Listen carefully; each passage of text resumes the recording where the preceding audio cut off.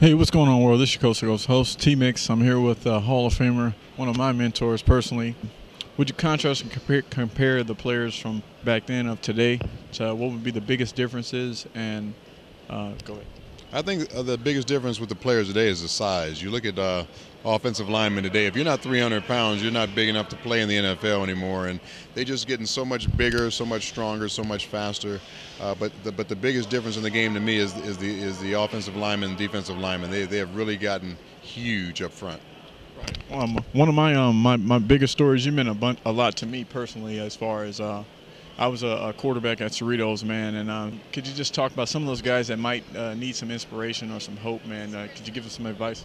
Well, I think the big thing is you just have to have confidence in your ability, first of all. And I always had extreme confidence that I could play the position regardless of what people tried to tell me, whether it was the color of my skin, or I wasn't good enough, or I wasn't tall enough, or my arm wasn't strong enough. Whatever they wanted to say about me, I pretty much sized myself up against the competition that I was playing against. And in my mind, I was good enough to play. It was just a matter of getting the opportunity. So I think for anybody out there, you just set your dreams and your goals really high.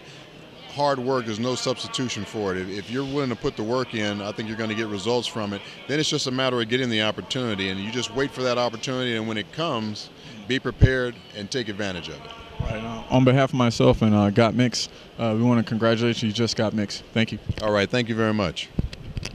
It went good. It's always great to get back to Houston. Always great to see the people that rooted for you during your career and still are trying to keep up with what you're doing right now. So it's always great to be back here. And what you're doing right now, working with the Seahawks. Pete Working Carroll with- coming in. What do you think?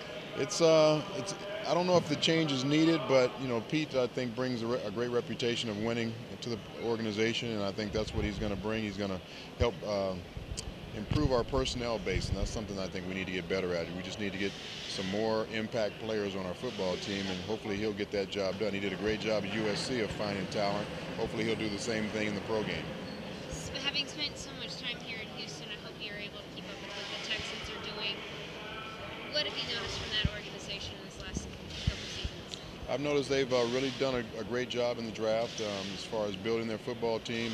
I think having Matt Schaub, that was a great acquisition a few years ago, and he's really panned out this year, being healthy the whole season. He showed what he could do when he's healthy a whole year, and he's had a Pro Bowl type season. So when you have a quarterback that can play consistent every week for you, and you've got good talent on the defensive side of the football, you've got a chance to win. And you're going to see them maybe giving Indianapolis a little bit of trouble from here on out. I always like to know which players Hall of Famers like to watch. You just mentioned Schaub. Who's the one quarterback that you're really excited to watch this year? Brett Favre. I mean, I love watching him play still. He played while I was playing, and he's still playing. He's 40 years old. I played, late into my 40s. I root for guys that are older because they always try and tell you that you're too old to play the game when you get to a certain age. But Brett and Kurt Warner and guys like that are proving all the experts wrong. So I'm rooting for Brett, but I also love watching Drew Brees play. Now, you're not saying Brett Favre just because you're a former Viking either. That has a little bit to do with it as well. I always root for my former team, so I still root for the Tennessee Titans. I root for the Minnesota Vikings and Seattle Seahawks, of course, because I work for them, and the Kansas City Chiefs. So all those teams, I have an association with. I've definitely got a soft spot in my heart for them. Who will win this weekend? I hope Indianapolis and Minnesota. That'd be a great Super Bowl. But if